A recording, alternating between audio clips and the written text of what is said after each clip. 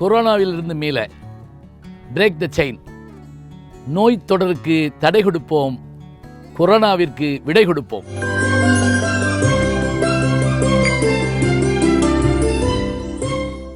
தமிழ் இலக்கியங்களில் முதன்மையானது என்று சொன்னால் தொல்காப்பியத்தை முதல்ல அது கிடைச்சிருக்க வரைக்கும் பார்த்தா அதுதான் முதன்மையான நூல்னு சொல்லுவோம். அது வரலாற்று ஆவணம், அது இலக்கணம் இலக்கியம் சேர்ந்தது.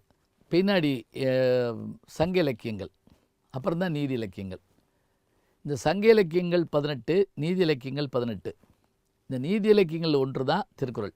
காலம் கடந்து நிற்கிற நூல் இந்த நூல். இதில் என்ன இருக்குதுன்னு சொல்கிறத காட்டில் என்ன இல்லை கண்டுபிடிக்கவே முடியாது. இல்லறம், துறவரம், அரசியல், பொருளியல், களவு, காமம், கற்பு எல்லாம் இருக்குது. கேள்விப்படாத திருக்குறளாக நீங்கள் எப்போயாவது தேடி எடுத்து பாருங்கள். இந்த நாட்டை யார் ஆளணும்னு கேட்டால் திருவள்ளுவர் பதில் சொல்வார்.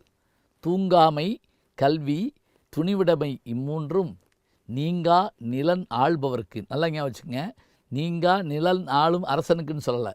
யார் அரசனாக வர இருக்கிறானோ, வேண்டாம், யார் இந்த நாட்டை ஆள வேண்டும் என்று நினைக்கிறார்களோ அவர்களுக்கு என்ன வேணுமா? தூங்காமை, சோர்வு இல்லாமல் இருக்கணும். கல்வி தேவையானது. துணிவிடமை, துணிச்சல். இம்மூன்றும் நீங்கா நிலன் ஆள்பவர்க்கு. இந்த உலகத்தை ஆளுகின்ற யாராக இருந்தாலும் அவர்களுக்கு தேவை இதுதான் சொன்னால் இப்படியான ஒரு செய்தி யாரால் சொல்ல முடியும்? காதலை சொல்லணுமா, போரை சொல்லணுமா, பொருளாதாரத்தை பேசணுமா, எவ்வளோ விஷயங்கள்.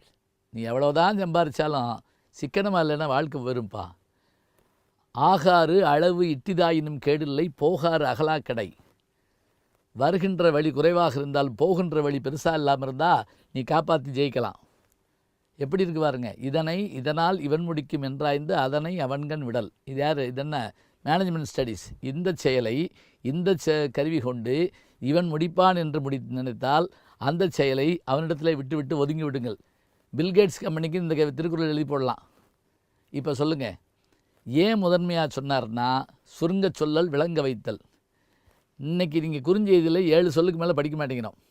2000 வருஷம் கழித்து நம்ம ஆளுக குறுஞ்செய்தி தான் படிப்பான்னு தெரிஞ்சுக்கிட்டு அன்னைக்கே குறுகிய வடிவத்தில் அணுவை பிளந்து 7 கடலை புகுத்தி என்பதை போல் அதுக்குள்ளே 7 சொல்லுக்குள்ளே இவ்வளோ செய்தி வச்சுருக்காருன்னா இதை தவிர வேறு எதை முதன்மையாக வைக்க முடியும்? இதில் மதம் இல்லைங்க, இதில் ஜாதி இல்லை. இன்னொன்று, இந்த திருவள்ளுவருக்கு நாக்கில் காளி எழுதலை. ஒரு தமிழன், ஒரு தமிழ் சிந்தனை 2000 ஆண்டுகளுக்கு முதல்ல இவ்வளோ நல்லா இருக்குன்னு சொன்னால், இது மொழிபெயர்க்கப்படாத மொழிகளே இல்லைன்னு சொன்னால், இதை காட்டிலும் முதன்மையானதை எதை சொல்ல போகிறோம்?